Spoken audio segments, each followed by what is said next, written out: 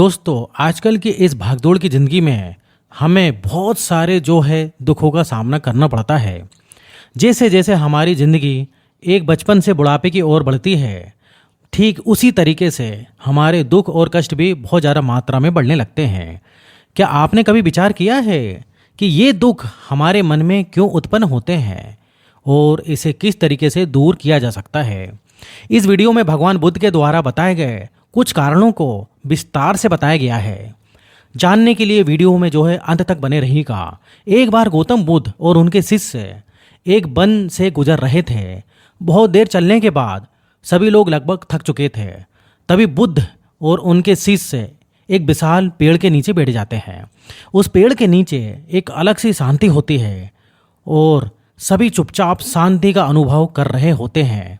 थोड़ी देर बाद बुद्ध के शिष्य के मन में एक सवाल उठता है। शिष्य बुद्ध से पूछते हैं, बुद्ध, मैं आपसे एक सवाल पूछना चाहता हूँ। बुद्ध कहते हैं कि पूछो, क्या सवाल है तुम्हारा? शिष्य बोलते हैं कि महाराज, मैंने आपको कभी भी दुखी नहीं देखा। आपके चेहरे पर हर समय एक अलग सी जो है मुस्कुराहट रहती है, जो हमारे भीतर जो है आनंद भर देती है। आपके चेहरे में एक अलग सी चमक है। आपके चेहरे में एक अनोखी सी चमक है जो कि दुख को कोसों दूर रखती है। भिक्षु बनने से पहले मेरे जीवन में बहुत सारा दुख था, जिसके कारण मैं भिक्षु बन गया। पर अभी तक मैं ये नहीं समझ पाया कि दुख है क्या। फिर बुद्ध मुस्कुराते हैं और मुस्कुराते हुए बोले कि दुख एक विचार से ज़्यादा कुछ भी नहीं है। सभी लोग ये बात सुनकर चौंक गए और बुद्ध से पूछते हैं, परंतु महाराज, विचार तो आते हैं और चले भी जाते हैं, और दुख एक बार जो आता है तो जाने का नाम ही नहीं लेता है। बुद्ध बोले, मैं तुम्हें एक छोटी सी घटना बताता हूँ। एक नगर में एक धनी व्यक्ति रहा करता था। उसके पास बहुत ही एक वफादार नौकर था। उस धनी व्यक्ति को अपने नौकर पर बहुत ही भरोसा था। एक दिन उस धनी व्यक्ति को किसी काम के वजह से बाहर जाना पड़ गया। जब वह व्यक्ति 2 दिन बाद बाहर से लौटे तो एक कीमती सामान खरीद कर ले आते हैं।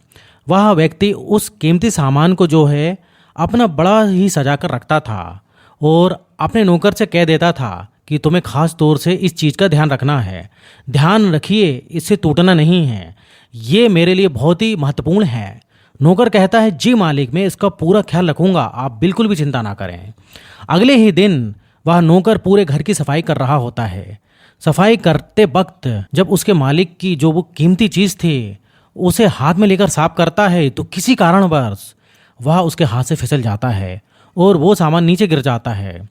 जब ये बात जो है धनी व्यक्ति को पता लगती है तो उन्हें बहुत ही डांटता है और उसको धमकाता है, लेकिन वो क्या करे, उन्हें तो निकाल नहीं सकता क्योंकि वह नौकर उनके लिए बहुत ही वफादार और ईमानदार है। जब रात हुई तो मालिक को नींद नहीं आ रही थी। मालिक ने जब आधी रात को अपने नौकर के पास गया तो देखा कि उनके नौकर आराम से सो रहा है।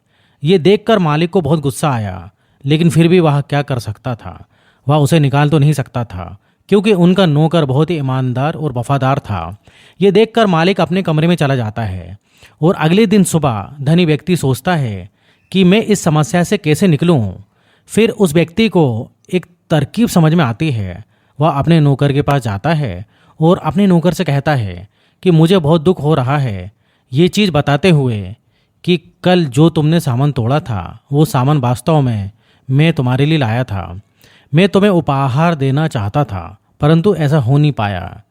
मालिक की ये बात सुनकर नौकर को बहुत ही दुख हुआ। फिर वह सोचता कि मेरे से सामान टूटकर बहुत ही बड़ी गलती हो गई। उस रात नौकर के मन में बहुत ही बेचैनी हुई और वह ये सोचकर ठीक से सो भी नहीं पाया। ऐसा क्यों हुआ? क्योंकि उस नौकर ने उस कीमती चीज को अपने आप से जोड़ लिया था, इसलिए वह दुखी हो रहा था। पहले उस नौकर के मन में ये विचार नहीं था कि वह कीमती चीज मेरी है, पर अब उसके मन में ये विचार है कि अगर वह कीमती चीज ना टूटती तो मेरी होती। इसलिए भगवान बुद्ध कहते हैं कि दुख केवल एक विचार है और ये विचार उस समय उत्पन्न होते हैं जब कोई अपने आप को किसी चीज़ से जोड़ लेता है, उसे पकड़ने की कोशिश करता है और वह चीज़ हमें दुख देती है, क्योंकि हमारे जीवन की वास्तविकता यही है कि कोई भी चीज़ हमसे जुड़ नहीं सकती। हर चीज़ आपके पास है। जो भी चीज़ आप अपने जीवन में उपयोग कर रहे हैं, पर वो सभी चीज़ कुछ समय के लिए ही है।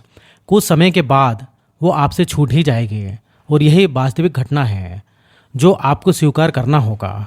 दोस्तों, वीडियो कैसी लगी कमेंट बॉक्स में ज़रूर लिखकर बताइएगा और इसी तरीके से मोटिवेशनल वीडियो पाने के लिए चैनल को जो है ज़रूर से ज़रूर सब्सक्राइब कीजिएगा। फिर मिलेंगे अगले वीडियो में, जब तक के लिए धन्यवाद।